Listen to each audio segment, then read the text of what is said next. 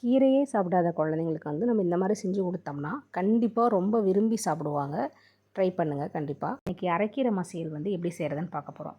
அரைக்கீரை நல்லா வாஷ் பண்ணிவிட்டு தேவையான அளவு எடுத்துக்கிட்டு சின்ன வெங்காயம் போட்டுக்கோங்க. சின்ன வெங்காயம் உரித்து போட்டுட்டு பூண்டு வந்து ஒரு 6 பல் பூண்டு எடுத்து போட்டுக்கோங்க. போட்டுட்டு அதுக்கப்புறம் புளி ஒரு சின்ன சைஸ் புளி மட்டும் எடுத்துக்கோங்க. போட்டுட்டு அதுக்கப்புறம் சிறு பருப்பு இருக்குது, பாசிப்பருப்பு, அதை வந்து ஒரு 2 ஸ்பூன் மட்டும் தண்ணியில் அலசிட்டு நல்லா ஊற போட்டு அதுக்கப்புறம் அதில் எடுத்து ஆட் பண்ணிக்கோங்க. 1.5 டம்ளர் தண்ணி ஊற்றிக்கோங்க.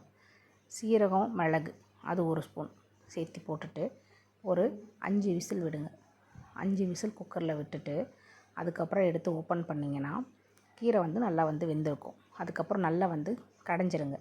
நல்லா கடைஞ்சிட்டு அதுக்கப்புறம் ஒரு பேன் வச்சுட்டு எண்ணெய் வந்து கொஞ்சம் தாராளமாக ஊற்றிணும். எண்ணெய் தாராளமாக ஊற்றிட்டு கடுகு 1 ஸ்பூன், கடுகு, உளுத்தம்பருப்பு, துவரம்பருப்பு எல்லாம் சேர்த்து 1 ஸ்பூன் போடுங்க. போட்டுட்டு வெந்தயம் வந்து ஒரு 1/4 ஸ்பூன் போடுங்க. போட்டுட்டு அது நல்லா பொரிஞ்சதுக்கு அப்புறம் வரமிளகா வந்து ஒரு 4 வரமிளகா எடுத்து கிள்ளிக்கோங்க. கிள்ளிட்டு காம்போடையே போடுங்க, நல்லா டேஸ்ட்டாக இருக்கும். சின்ன வெங்காயம் வந்து கட் பண்ணி வச்சது ஒரு கையளவு நல்லா சின்ன வெங்காயம் நல்லா கட் பண்ணி அதையும் அதில் போட்டு அதுக்கப்புறம் மஞ்சப்பொடி வந்து ஒரு 1/4 ஸ்பூன் மஞ்சப்பொடி போட்டுட்டு பெருங்காயம் வந்து ஒரு 1/4 ஸ்பூன் போடுங்க. பெருங்காயம் ஒரு 1/4 ஸ்பூன் போட்டுட்டு கருவேப்பிலை வந்து போட்டுட்டு அதுக்கப்புறம் உப்பு வந்து ஒரு கொஞ்சமாக, ஏன்னா அந்த வெங்காயத்தில் வந்து டேஸ்ட் இறங்கணும். உப்பு போடலைன்னா வந்திங்கன்னா சாப்பிடும்போது நல்லா இருக்காது.